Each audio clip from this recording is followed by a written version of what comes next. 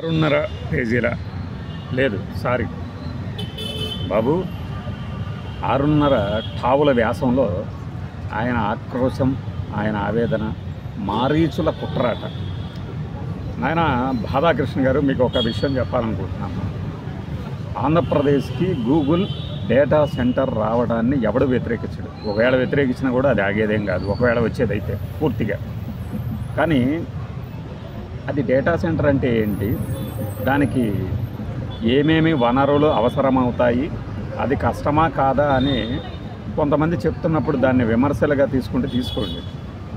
కేవలం అలా మాట్లాడే వాళ్ళందరూ వైఎస్ఆర్సీపీ వాళ్ళు తట్టుకోలేకపోతున్నారు, కడుపు మంటగా ఉంది అని చెప్పడం దారుణం.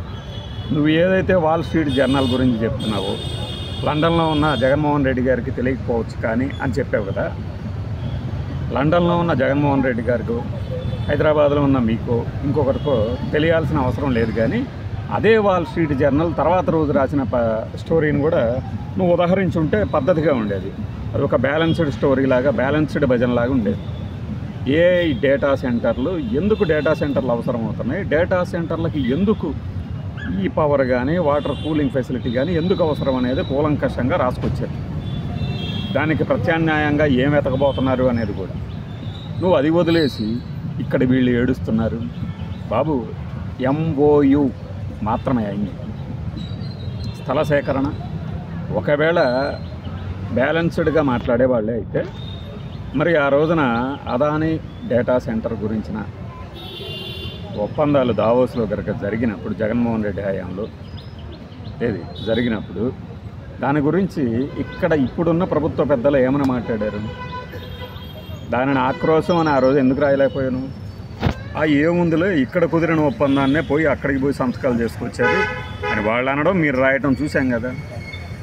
దాన్ని ఆక్రోశం అని ఎవరు అనలేదు. వైఎస్ఆర్సీపీ వాళ్ళు ఎవరు చెప్పలేదు కదా. ఈవెన్ మామూలుగా పరిణామాలు గమనించి మాట్లాడేవాళ్ళు కూడా అనలేదు కదా. మరి ఇప్పుడు వీళ్ళేదో చేస్తున్నారని గుండెలు బాదుకోవటం ఎందుకు?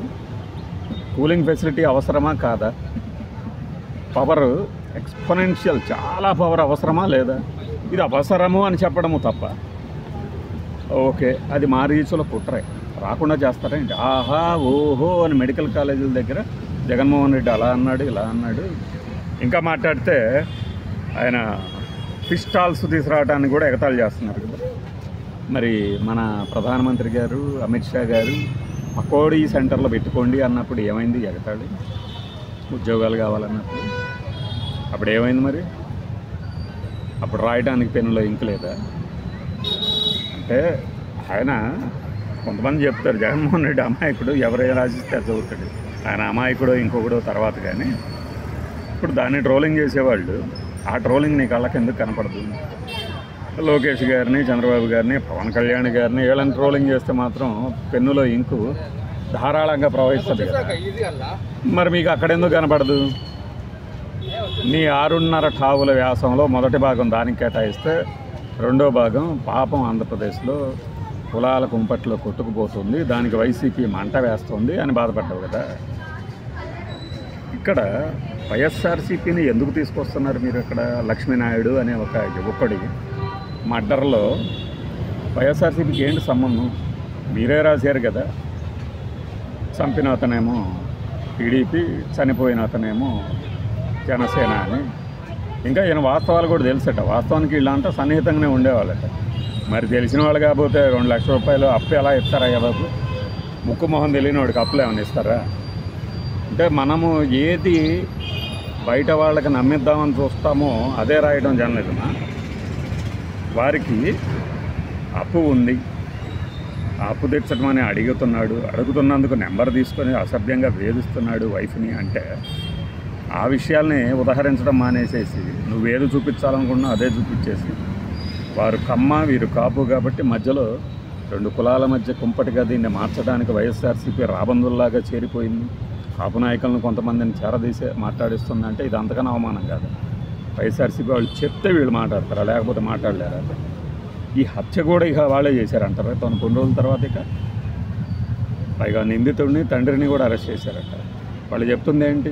బాధితుల తాలూకు కుటుంబ సభ్యులు, వారి నానమ్మ, అంటే ఇంకా అరెస్ట్ చేయాల్సిన వాళ్ళలో ఈ మహిళలు కూడా. ఎందుకు అంటే దగ్గరుండి చచ్చేదాకా కొట్టు అన్నారని చెప్పేసి బాధిత కుటుంబ సభ్యులు చెప్తుంటే నేను కాదు, మీరు నేను కాదు, వాళ్ళు చెప్తుంటే వాళ్ళ మాటలకు ఇవ్వకుండా ఎవడో ఒకడు మైకట్టేసేసుకొని ఏదో దీన్ని కుల రాజకీయం పులుదామనుకుంటున్న వాళ్ళ గురించి ప్రస్తావన ఎందుకు? వాళ్ళకి జరగాల్సిన న్యాయం గురించి మాట్లాడచ్చు కదా. 6.5 కావుల వ్యాసంలో అంటే అరెస్ట్ కూడా చేసేసారు అనగానే అయిపోయింది కదా, ఇంకేముంది అంటావా? ఇదే ఒకటే ప్రశ్న. ఇదే ఆ నాయకుడు ఒక రెడ్డి అయ్యుండి ఒక వైఎస్ఆర్సీపీ లీడర్ అయ్యుంటే ఆ చంపింది ఎలా ఉండేది నీ రాత? ఒకసారి ఊహించుకో, ఎలా ఉండేది?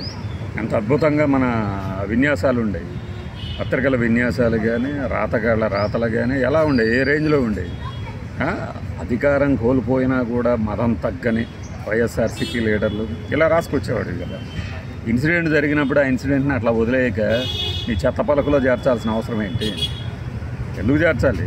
నువ్వు అంత రెస్క్యూ చేయదలుచుకుంటే కథనాలు వండి వరుసగా అక్కడ ఏం జరిగిందో గ్రౌండ్ రిపోర్ట్ ఇప్పించు. బాధితుల దగ్గర నుంచి ఒక్క బయట అన్నా మీ దాంట్లో ప్లే చేయగలిగారా? బయట అంటే లోగో అంటే అనబడి ఒక గొట్టాన్ని పెట్టి మాట్లాడించే ప్రక్రియని బయట అంటూ ఉంటారు. విజువల్స్ అందరికీ తెలిసినవి. మీ దాంట్లో వేయగలిగారా?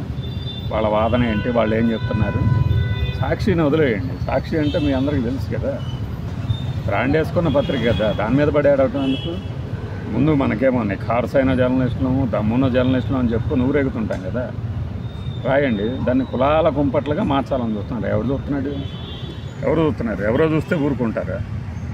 మనది అద్భుతమైన ప్రభుత్వం కదా, వెంటనే మెక్కలెరగొట్టి బొక్కలో వేసేస్తారు కదా. అట్లా చేస్తే ఇన్సిడెంట్స్ జరుగుతున్నాయి, దాని మీద ఒక కూలంకష పరిశీలన ఉండదు.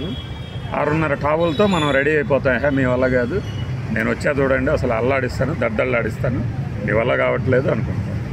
ఏదో మారీచులు కుట్రట. ఏంటి కుట్ర? మీ చేదగాంతరంతో ఏమైనా రాకపోతే అంత ఎందుకండి? మొదటి నెలలోనే జూమ్ మీటింగ్లోనే 1,00,000 కోట్ల పెట్టుబడులదైన ఆర్సెలర్ మిట్టల్ నిప్పాన్ స్టీల్ ఏమైంది సార్? ఇంకా రాలేదు. మరి శంకుస్థాపనకి రాలేదేం సార్? మరి ఎవరు అడ్డం పడుతున్నారు?